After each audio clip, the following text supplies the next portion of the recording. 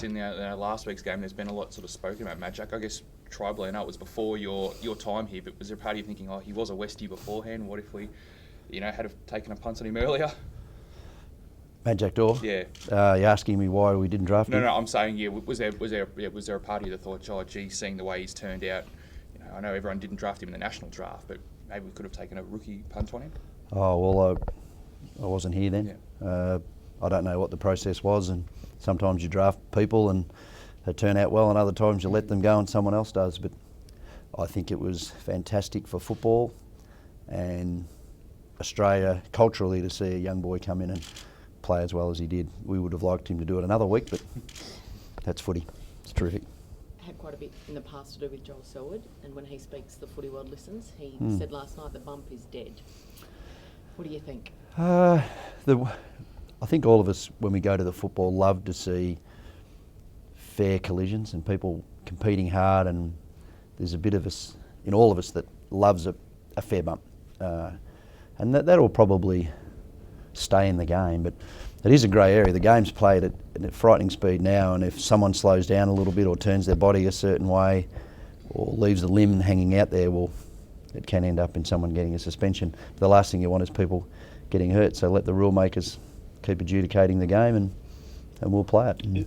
And the players, most of them now are quite good at knowing, hang on, and we're not talking about, there's no 100% foolproof for any player or any team, but most players now are aware of putting themselves in a situation where they may get themselves suspended or hurt another player. What's your message to your players then? Don't do it, or do it at great risk? Or? No, it's okay to run into other people and hit them, but don't hang your elbows out. But as I said, I've seen people get suspended this year and miss chunks of footy as a result of maybe someone slowing down at a certain time, them speeding up at a certain time. So, yeah, it's pretty difficult sometimes for players to know how to position themselves, and the reality is if you hit someone in the head now, you get done. Have I answered that question for you? I think so. Yeah. Just to go on a little bit more, why the apprehension from so many players? Is it to do with the misunderstanding of the rules of the game, not being 100% sure what is permissible, or is the confusion derived from the interpretations of the match review panel and the tribunal findings? I think when anyone gets reported and suspended, there's always an emotional side to it. Number one, the player probably feels that he shouldn't get suspended, and so sometimes people speak out. Clubs generally get emotional with it too, because especially if you lose a high quality player, an important player. And I think that leads to a little bit of it, but the rules are the rules.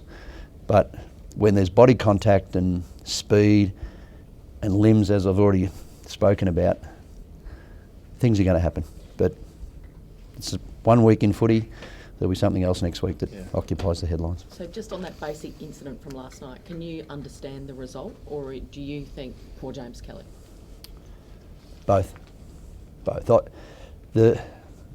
You want physical things in the game, and we all want to see contest games, we want to see skill, we want to see running, we want to see scoring, we want to see people really good at their position. So probably both.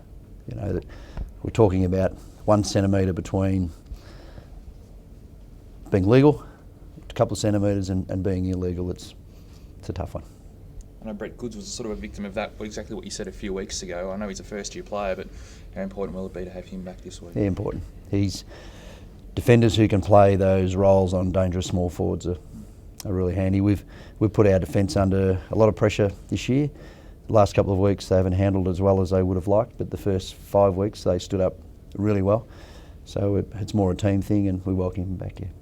How close to a full 4-quarter effort do you think the team is, if that's the problem? I think last week, probably the last quarter encapsulated what happened in the first 3 quarters, where probably for about 90% of the quarter, probably 80% of the quarter, we did things well, and then let it drop in the last maybe 5 or 6 minutes of each quarter, which is a problem for us. It's a problem for most teams that are in that phase where they're learning the game and trying to advance young people's careers. And instead of maybe being level or a couple up at 3-quarter time or a couple down, and that probably opened the game up a little bit. But we felt last week we did things well for about 80% of the game, and we need to be able to do it for longer. what's it a matter of improving? Like, can you address that during the week? It was a combination of things. Structurally, we lost our way a little bit, kick-ins and zones. People turned the ball over when they could have maybe done things a little simpler, just taken an easy option instead of a difficult option. Fundamentals in different individuals fell apart, where they run over a ground ball, they drop a ball, miss a mark, miss a target by hand. So it's a combination of things, and rarely is it just one thing. Lower's been a shining light for you this year. Do you reward him by giving him Ablett this week? He'll have a match-up, and most likely it'll be Gary. Difficult little man to stop for any club and any team, and that's the challenge for us. But most people who get run with roles do their best work when their teammates help them too. And if the team isn't defending well and all functioning together, the opposition's best players always get out. So it's a team focus. This week the Suns would have level or just under the amount of experience and age as well as your team. How do you approach that? Is there no excuse going into this game? No, there's never any excuse really. I think, and I don't think we make excuses here. I think we talk about reality. We've had games this year where we've clearly been a lot more experienced, a lot less experienced than our opposition, and it's got us in the end. We've got a game this week where we haven't done all the sums, but it probably does stack up quite equal. We were age-wise well stocked last week with experience too, but we also still had our 12 or 13 young fellas out there that are still very much learning the game and getting on top of it. Great opportunity for us. Where we're at on the ladder, because of a difficult draw, which we can't control. We've had some injuries to key experienced, talented players, which we can and can't control.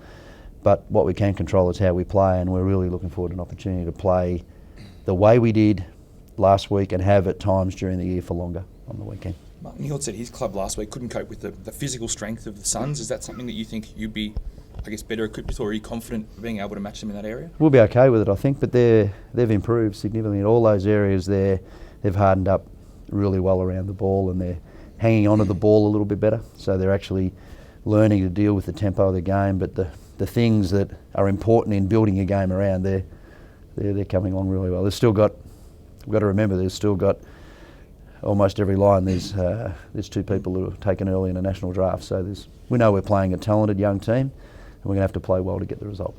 Just back on Ablett, is he the most dangerous player to try and, as an opposition coach, try and match up on and try and stop? I mean, of your preparation this week, how much time do you put into him?